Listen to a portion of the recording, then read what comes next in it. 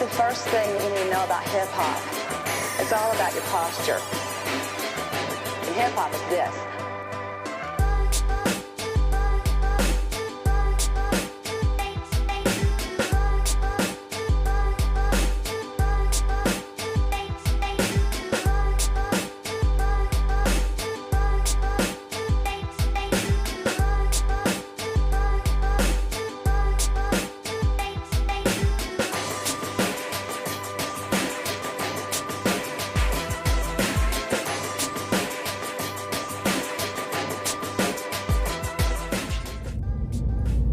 It's Monday, April 1st, the day following vlog 18. And yeah, apologies for a little bit of the awkward camera angle here. I don't have the best car mount, so bear with me until I make an improvement there. But yeah, currently on the way to Stone's Gambling Hall, about an hour out at this point on the road. It's about a 2-hour drive from San Francisco to Sacramento, so a little bit of a commitment, but happy to do it, to change it up a little bit. And sometimes it's kind of nice to just be on the road by yourself and drive. I think there's some type of calming element to that. So I've been to Stone's once before, earlier this year. It was a brief stop on the way home from a tournament in Thunder Valley. And so I'm going to be heading back there for a more proper session this time. And it's going to be for a live stream. So I'm going to put in I think a 5 or 6 hour session, I think is how long the stream goes. And it's going to be a 3-game mix, so that should be pretty exciting. We're going to be playing No Limit Hold'em, Pot Limit Omaha, and Omaha Hi Low. As you know, No Limit Hold'em is primarily the game that I play, so I don't dabble in Omaha or Omaha Hi Low too much. So it should be pretty interesting to dive in those games, let alone in a live stream setting. So probably bound to make a few mistakes here and there for sure. Hoping to minimize the mistakes, particularly in Omaha, because it is a pot limit game. So any mistakes there can certainly cost you quite a bit of money. In Omaha Hi Low, it's going to be a fixed limit game, so the mistakes won't result in any drastic hits to the bankroll or financially. So looking forward to mixing it up in those 2 games for sure. And I'm definitely not the best to provide any type of strategic information on those games, let alone how to even break the game down in general. For those of you that aren't as familiar with those 2 variants of poker, I'll put some links in the description box below just to provide some general overview of those 2 games. Yeah, one other cool thing to mention is that my friend shared with me, first it was an Instagram post by Poker News showing a list of vloggers that are obviously well known, but also a list of vloggers that you may quote unquote not know but should know, and I actually made that list. So very grateful to have Poker News put out that shout out, and thanks to my buddy Kevin for sharing that with me. I'm a little bit behind on social media. I don't have Twitter or Instagram, and so grateful that my friend shared that with me. And there's actually an official article via pokernews.com, so I'll put that link in the description box below. Certainly would be remiss without giving proper thanks, shout out, kudos to the initial wave of vloggers, that of course being Andrew Nemi, Brad Owen, Johnny Vibes, and Jamin Burton. 4 really fantastic vloggers, I think, that really got this started for, I think, everyone, I'll say that. And yeah, super grateful to be part of this second wave of vloggers, if you will. So yeah, awesome content being made by many different folks out there. So kudos to you all as well for putting yourself out there. I think it takes a lot to want to speak in front of a camera, and I'm sure you all can relate in that regard. And yeah, it's just cool that we all have a central focus being poker, but that everyone has a different journey and experiences to share. So awesome work again being put out there, and again grateful to Poker News for, I think, noticing all the different work that people are doing in the poker industry. So it's really nice to see that kind of come full circle with, you know, different casinos as well embracing things like live streams, and obviously Andrew Nemi and Brad Owen doing meetup games and things of that nature. So awesome direction I think that poker is heading. All right, it's about 4:30 in the afternoon. Just arrived at Stone's and gonna go hop inside and get situated.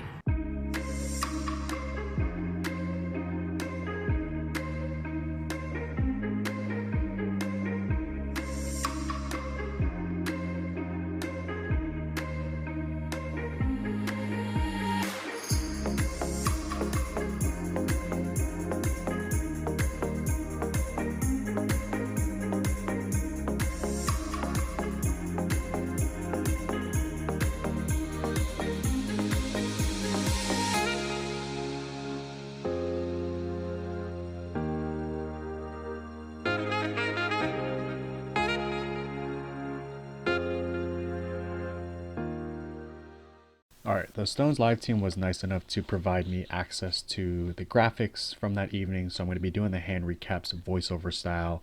Before we dive in though, I want to give a few quick shout outs. The first to Ella, who was the one that got me situated that evening, Scott and Casey, who were the commentators, and Justin, who's the main person behind Stones Live. So with all that said, gonna dive right into the live stream.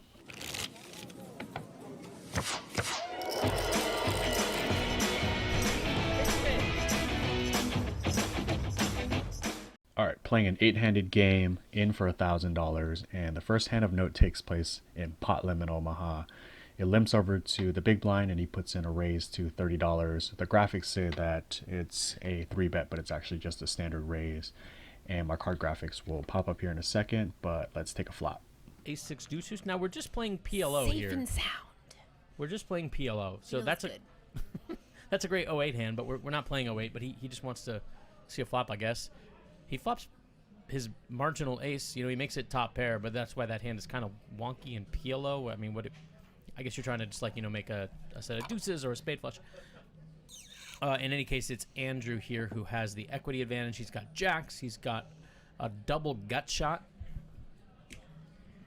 JD is going to maintain his pre-flop lead here by betting again on flop. Alright, JD puts out a continuation bet of $105 here, and it folds over to me, and got a pretty clear call here with a double gutter to the nuts. Andrew is not letting him take it now, though. No, He's yeah, going I to mean, see he's got another some- card. He's got a pair and a straight draw, and there he hits his straight right there. He's got Broadway now. Bingo. And now the best of it, and he checks. He's got He the says, check mark. will JD continue to fire now that the king has hit turn? JD is hoping so. Get the gin card on the turn, and I decided to check it over to JD. The graphics are slightly off in that he only has about $300 left instead of the $600 or so listed. Hoping he has 2 pairs and sets here, as those should be in his range, but as we can see here, he's a little bit weaker than that, so he decides to check as well. But JD, too wily, too smart. Yep. He says, Get a nice blank card on the river. I don't want to check here and run the risk of JD checking back, so I decide to pot it, which is enough to put them all in. And he's got a little bit of a decision, given that he rivered 2 pair here. a little suspicious of that that call check. He is. Call flop check turn. And He makes an ace. He makes a 6 here. That's unfortunate. Aces and 6s now for JD, and Andrew fires now out. beating like 2 pairs like the king jack and that sort of thing. Yeah, and looks it like he's getting a call JD here. Is going to end up having to call here. That 6 really cost him. Probably could have gotten away without it.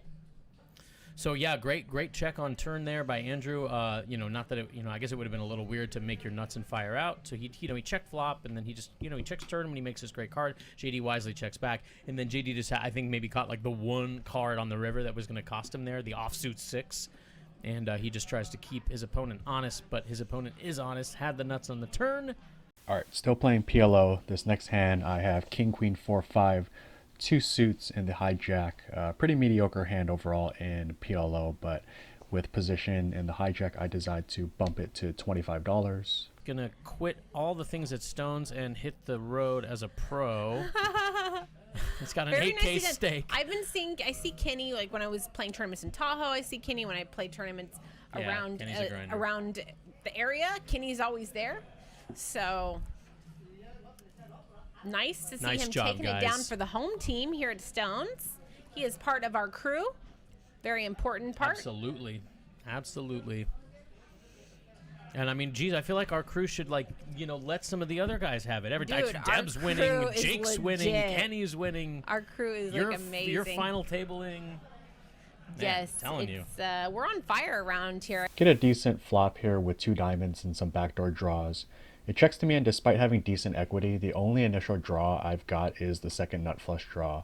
If, for example, I had a value hand like aces with a straight draw or a set, or if I had some combo draws where I can have several cards like a wrap to give me a straight, I think it makes a lot of sense to bet here. But with my exact holding, I think it's okay to check here, and that's what I do. It Way go. It couldn't have anything to do with us streaming all the time and always analyzing and watching all these hands. Game of luck. Right? It's just no, luck. no. Andrew it has to do with working on it. caught himself a lucky turn card. He's got them big blue Ooh, cards. He sure does. Again, we're Suit of blue, the Smurf suit. We're still just playing a Omaha Hi here, so that's Get a nice turn card to make the flush here. And there's a saying in PLO that sometimes the second nuts can be a very difficult hand to navigate just because of all the combinatorics and hand possibilities here. And so when the big blind bets and under the gun calls, I decided to just call as well to take a conservative line here. it. He's got this all but wrapped up. Randall has a full house draw to a 10 or an 8, but that's neither one of those things. Andrew only loses here to ace high diamonds. He likes his hand a lot. And I don't know, I mean, it seems like it's going to be pretty... Oh, Pasa's got a straight. I'm sorry, I'm speaking out of turn here. Pasa's got a straight. He got the 9 queen. Get a nice non-board pairing river. And when it checks to me, feeling pretty good about the hand here. It's pretty unlikely that either are trapping with ace high diamonds. So my hand is effectively the nuts here. And I decided to go for some value, hoping to target some top sets, straights, and smaller flushes. But it's not the nut. It is the nut straight. Pasa got the nut straight. Whoa. Getting in cards mode. He doesn't love it. I can see it from his face, but he's going to call it because he's at the top of his range. Yep. And he will get the unfortunate news that vlogger Andrew takes down another one. Nicely done. Still playing PLO, and in this next hand we play a 4-way limped pot, and I flop a royal flush draw and put out a bet. Yeah, isn't that crazy? That's a lot of cards out there for nobody to have much. Either But one. Andrew has both the gut shot to Broadway as well as the nut flush draw. And so he is definitely going nowhere. Indeed. Andrew be running hot. Whoa. Hot. And Dale. he hits a jack here. but Dale that finds gives, it. yeah, Dale, Broadway now here on the turn.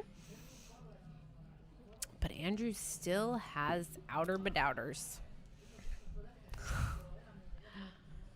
Turn gives me third pair on this board, and while third pair is just about never ever good in PLO, still getting a pretty good price here when Dale bets $55 for me to be drawing to the nuts here, so I decided to call. JFK says, Andrew's vlog will be titled, I won 2 pots from Postle, and now I am a god, Yeah. a poker god, a legend. I mean, I'm not like I'm not a mathematician or, you know, a logic guy, but I'm pretty sure that if you beat a deity, you are a deity. Oh no, the stream deck, Lance, send help. I was gonna show this great picture of Apostle as Jesus, which you guys probably have never seen before. Dale with the check mark. All right, river gives me 3 jacks here, and while direct hand strength, 3 jacks sounds pretty strong, when Dale bets $75 here, it's almost always a straight or better, and so my hand really doesn't beat too much. I can definitely turn it into a bluff since I do have a jack in my hand, so it can be used as a blocker to a full house, but I've been taking conservative lines up to this point, and I decided to take that same line here. It actually turns out that Apostle has the same hand as I do, and let's see what he does with his hand. But Andrew hitting trip jacks still gets away. He got away. He got away. He hit trip jacks, and he still got away. Postle also had trip jacks, and wait, what? Did Postle raise? Postle raised and Dale folded. Wow, he stole it! Postle stole it! You know, he's taking advantage that he's On a blocking paired all the board. boats. Oh my yeah, he's like, well, I have God. 3 jacks. I don't have a boat, but I'm pretend like I do. Maybe it'll work. And it I did. didn't. All right, this next hand is rather interesting. It's our first bomb pot. We're playing no limit hold'em now. And it checks over to me, and I put out a bet here of $40. And when we're doing bomb pots here, there's a separate button that we're using that denotes who and where the action starts. And it's different from the regular button. So just keep that in mind because that's going to come into play later on in this hand. Now, of course, you have to give 40K of it away, but 60K still is a lot. So either okay, you never see What do jackpots you that mean? high. Oh, you have to give 40K away because taxes. Yes. But honestly, like I can't. I've only ever seen a bad beat jackpot at a card room bigger a couple of times in my life, and that was when they were running promotions. Like I've said it on Lucky Chances. My buddy once many years ago hit a bad beat. It was double jackpot during Monday Night Football, and then it was like 290. But that was doubled during that one Right. little window, and they happened to hit it then. But now it's just there. It's just doubled. This is an interesting flop here. Postle had top pair, and Andrew had bottom 2 pair on this flop. Now Postle has turned top 2 pair, and Andrew still has bottom 2 pair. So we are going to see some real fireworks here on this hand. What a cooler for Andrew. That sucks. After calling Apostle's min raise on the flop, a king of spades comes on the turn. And as you can see, I kind of tank a little bit before acting on my hand, which I ultimately decide to put out a bet. And the reason for the tank is because there's actually a dealer button to the right of Apostle. And the whole time up to this point, I thought we were working with that as the button. And it's actually the button that you can see right there in front of seat 2 that denotes the bomb pot button. I didn't know that at the time. And so when the dealer was looking at me in this hand, I didn't want to give anything away. So I just assumed that Apostle had checked. And so I decided to fire out a bet here. So it's so hard for Mike to have you beat here on turn. You know, when Postle, I think Postle's going to raise here. Or is he? He's double checking his cards. So now Andrew bets on flop. Postle raises him and Andrew calls. And Andrew still leads out on turn. That is so obviously Andrew's hand is really strong here. And Mike is considering what his action should be here. Is he going to raise him again? I mean, if Andrew is showing strength by leading turn in the face of that flop raise, then God, isn't he? I mean, geez, that turn lead is so strong from Andrew, and Postle is going to raise him again to 285, and Andrew has to be like, what is happening in this hand? You know, what does Postle have here? Really? Really? He raised me a street ago. He's raising me again? Doesn't he know I'm strong here? Like, why is he raising me? What can Postle have? But, of course, Andrew's not ready to give it up. It's very hard to not be good right here. This is a cooler situation for him. Apostle puts in a 3x raise here and definitely feeling in trouble because, as mentioned, I thought I was in position this whole time. So the line to me at the time looked like a check raise on the flop from Apostle and now a check raise on the turn again. So feeling super behind, but with a hand as strong as bottom 2 pair in a bomb pot, I don't think it's correct to fold just yet. But now alarm bells. I suspect he's only ever check calling on the river, absent a 7 or a 5. And it is a 7. Oh my God! Holy majoli! That was the one card he wanted to see, and he's just praying now that Postle has something great to call him with. He is going to lead again. He's going to lead in the face of Postle raising him twice. Postle hates that 7. Hates it. He hates it. Not only is it the 7 of spades, which he beats nothing now. Yeah, it is. Get a sweet card on the river here to make a full house, and as you can see from my gesture to the dealer, this is when I realized that I was first to act. And given that I've already taken an unintentional lead line on flop and turn, I decided to stick with that line once I realized it, and I put out a quarter-size pot bet of $200 and hoping to get calls from 2 pairs here. And obviously if Apostle decides to raise, I'm not going to be loving it, but I also don't want to run the risk of him checking back if I had just checked. So went with the small value bet here, and let's see what he does. The spades came in through the back door, but 7s have to be super in Andrew's range here. And he's beat just by 1 7. You know, he doesn't have to have the boat here. Which as played, it's extremely hard for Andrew to just have 1 7. But he's made a small bet too. He's made a less than 1/4 size pot bet. It's like, please call me. Give me a little bit of value. I just want a little bit, just a little bit more for me, darling. Just a little. Pretty please. I'd be good. And Mike's like, okay, you've convinced me. And Mike is gonna see the bad news, you, darling. And he's like, thank you. I pulled the string on Casey's bag. That's when she sounds like that. He squeaked out a little extra value there at the end. Wow. All right, it wouldn't be a proper 3-game mix if we don't at least put in one Omaha High low hand here. And we actually picked this hand up on the flop. We've actually got a $10 bomb pot. And the way Omaha High low works is that it's essentially a chop pot type of a game where there's a high and a low. High is pretty standard in terms of what you'd see in Hold'em in Omaha, but the low is when there are 3 cards on the board total that have 8 or lower, and you want to make a good 5-card low hand. I think that's the best way I can explain it, but definitely more rules will apply. But with my particular hand here, I've got a backdoor flush draw and a low draw with the deuce 3 6 7, and so I decide to call.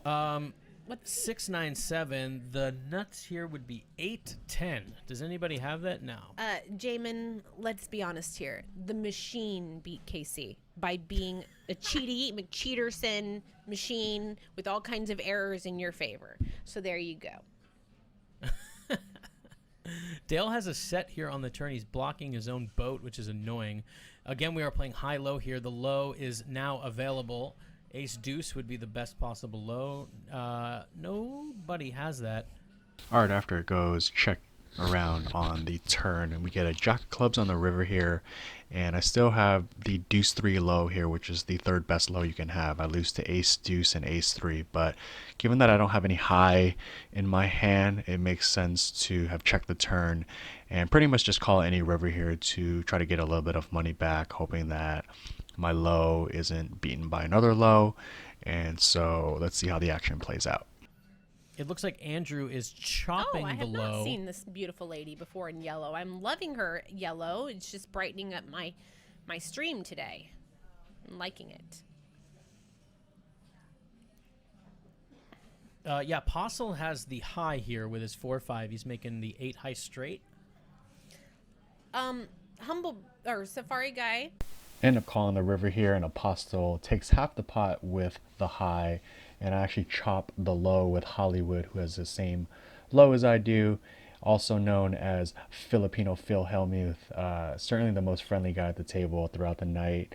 Everybody was really friendly for that matter, but Hollywood and I got along really well. He was throwing a lot of jokes and some really fun conversations throughout all of the night.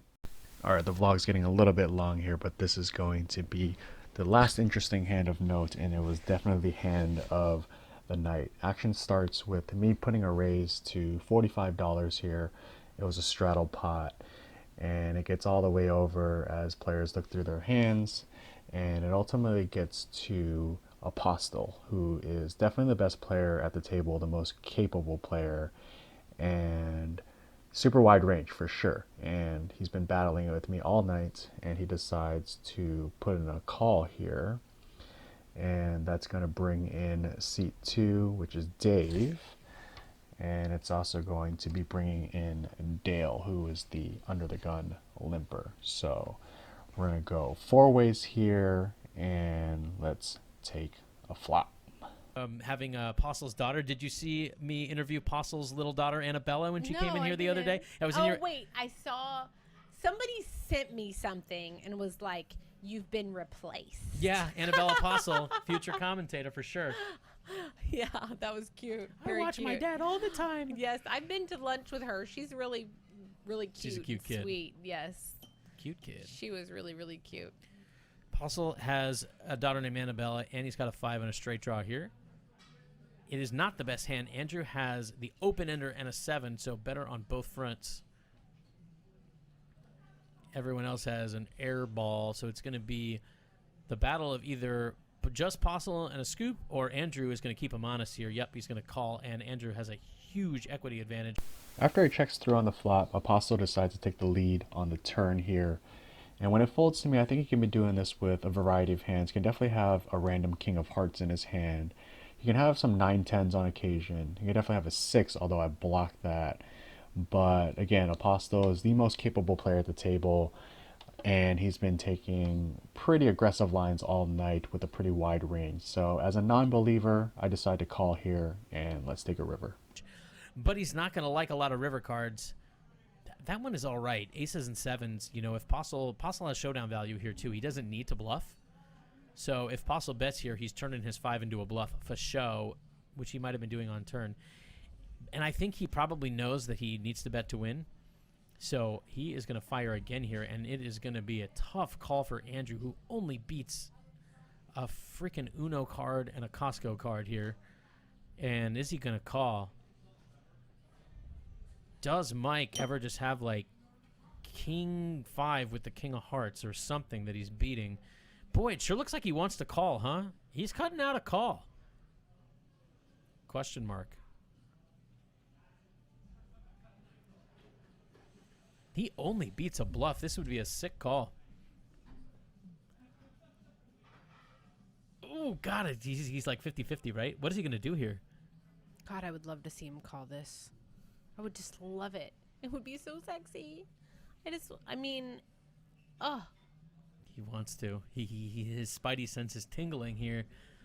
But it just feels so bad if you're like, I'm going to bluff call. And Mike's just like quad aces. And you're like, okay, yeah, that's good. Do it, do it, do it, do it. Show us, Andrew. Get sexy with it. Do it. I'm too sexy for this call. Too sexy for this call. Andrew, the bet isn't small. You will be my new hero. No, please.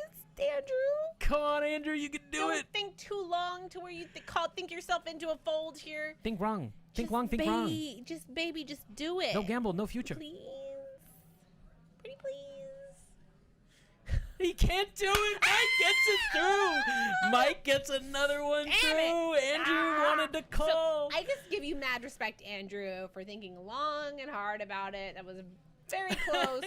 Boy, it sucks to get bluffed on stream here, but all credit goes to Apostle. He made a very gutsy play. And when the ace hit on the river, it was actually a good card for me to be calling because it's just less likely for him to have some strong value hands there. And I definitely had some good instincts, but as I was tanking, he started to employ some speech play and started to ask about what hand I had. And he said, do you have, queens here with a queen of hearts or jacks with a jack of hearts? And as I was trying to engage in that dialogue with him, I was trying to see if he was bluffing, and I kind of even asked that question.